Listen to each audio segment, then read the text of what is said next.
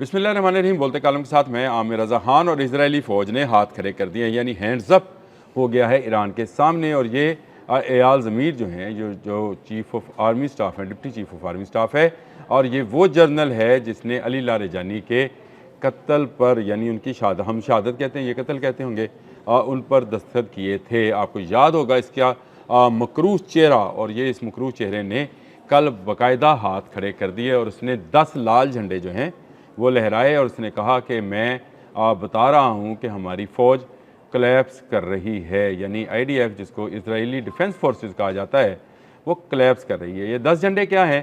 सबसे पहले तो सुर्ख झंडे हैं ये, और ये सुर्ख झंडा जो सुर्ख निशान है, ये ख़तरे का निशान है। अगर आप ट्रैफिक सिग्नल पर भी जाएँ तो जब सुर्ख होता है तो आप रुक जाते हैं।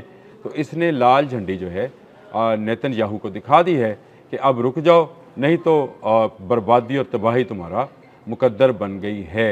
ये एयाल ज़मीर जो कि बहुत ही मगरूर, घमंडी और जो था इस खुमार में था कि शायद वो ईरान और इस्लाम को शिकस्त दे सकता है, आज अपनी शिकस्त का बाकायदा ऐलान कर रहा है। और ये मैं नहीं कह रहा हूँ, इजराइली अखबारात कह रहे हैं। द टाइम्स ऑफ इसराइल और जेरूसलम पोस्ट जो है उसके अभी मुताला कर लें तो आपको यही समझ आएगी कि ये एयाल ज़मीर जो है वो क्या कहना चाह रहा है। उसने जो 10 झंडे, सुर्ख झंडे उठाए हैं, ये अलामती हैं। इसमें से सबसे पहला तो ये है कि गोला बारूद की किल्लत है। दिफाई मिसाइल जो कि इंटरसेप्टर्स हैं, और मैं बहुत दिनों से कह रहा था कि इनका आयरन डोम काम नहीं कर रहा है, और इसमें इसकी बड़ी वजह यह है कि इनके पास इंटरसेप्टर्स मिसाइल जो हैं वो ख़त्म हो चुके हैं। तो पहला सुर्ख झंडा जो है इसने लहराया है वो ये कि गोला बारूद की किल्लत हो गई है। मैंने कल ये व्लॉग किया था और मैंने बताया था कि 40 मिनट में 4 मिसाइल जो हैं वो तेल अवीव में गिरे और कोई भी इंटरसेप्ट नहीं हुआ। और उसकी बुनियादी वजह यह थी कि इनके पास वहाँ पर इंटरसेप्टर्स नहीं थे। जो इनके रडार सेंटर्स थे वो ईरान उड़ा चुका, जो इनके इंटरसेप्टर्स हैं ये ख़त्म कर चुके शायद 136 ड्रोन के ज़रिए, और अब ये ज़खायर ख़त्म हो रहे हैं। उसने कहा कि बड़ी तादाद अफसरान की जो है वो हलाक हो। ये दूसरा झंडा है जी। और इसका दावा जो है पासदारान इनकलाब कर चुके हैं कि अहम फ़ौजी रहनुमा इनके मारे जा चुके हैं। और अगर आपको जंग के पहले 3 दिन याद हों तो मेरा एक व्लॉग था जिसमें मैंने ये बात बताई थी आपको कि इनके दिफाई मरकज़ पर एक बड़ा हमला हुआ है जहाँ पर इनके बहुत सारे अफसरान जो हैं हलाक हुए। अगर आप वो व्लॉग भी सुन लें तो आपको समझ आएगी कि ईरान ने कैसे इनके कल्ब पर हमला किया था। और ये वही जगह है जहाँ पर नेतन्याहू का दफ्तर भी है, और जिसके बाद ये बातें सामने आई थी कि नेतन्याहू भी उस मीटिंग में हलाक हुए थे, लेकिन वो मीटिंग शायद वर्चुअल थी, अफसरान हलाक हुए, उसका आज ये मान रहे हैं। अभी इन्होंने बहुत सारी चीज़ें माननी हैं। अभी मैं आपको आगे चलकर अगर एक और व्लॉग करूँगा तो मैं आपको बताऊँगा कि इसराइल में इस वक्त जेन्युइन सूरत हाल क्या है, जो छुपाई जा रही है क्या है, और जो बताई गई है वो क्या है, और इसमें सबूत कहाँ कहाँ हैं। यानी मेरी बात जो है वो कोई उस तरह की बात नहीं होगी जिस तरह से व्लॉगर्स बात करते हैं।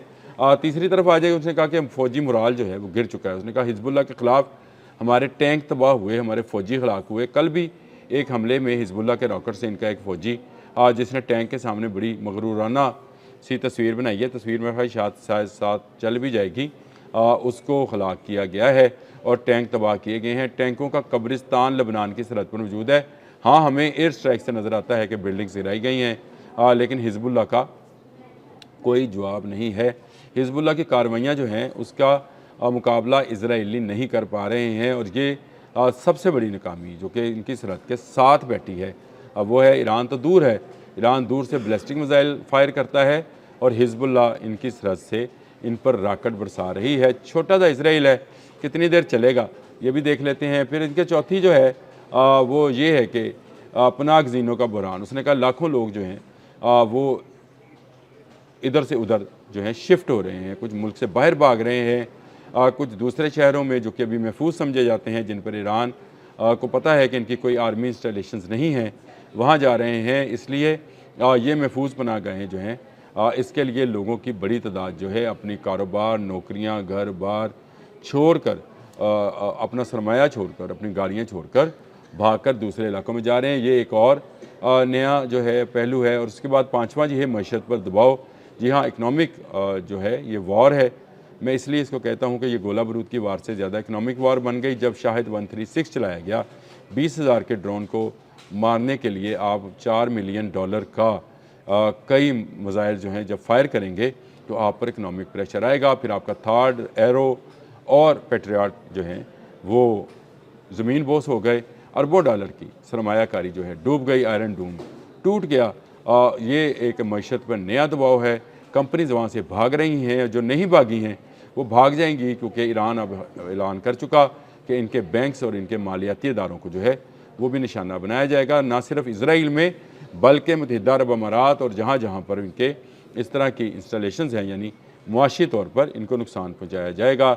छठा उसका है कि हमारी फ़ज़ाई दिफाई निज़ाम जो है, ये मैं बता चुका हूँ अपने 5वें वाले जो 5 झंडे थे, 5वां लाल झंडा था, उसमें बता चुका हूँ कि इनका दिफाई निज़ाम जो है मुकम्मल तौर पर नकारा हो चुका। बिन गौरियान एयरपोर्ट जो है वो ख़त्म हो चुका और वहाँ पर मौजूद खड़े जहाज़ जो हैं उनको ईरान जलाकर खाकसतर कर चुका, और बहुत सारी एयर स्ट्रिप्स जो हैं जहाँ से ये जहाज़ उड़ाया करते थे, जंगी जहाज़, वो भी तबाह हो चुके हैं।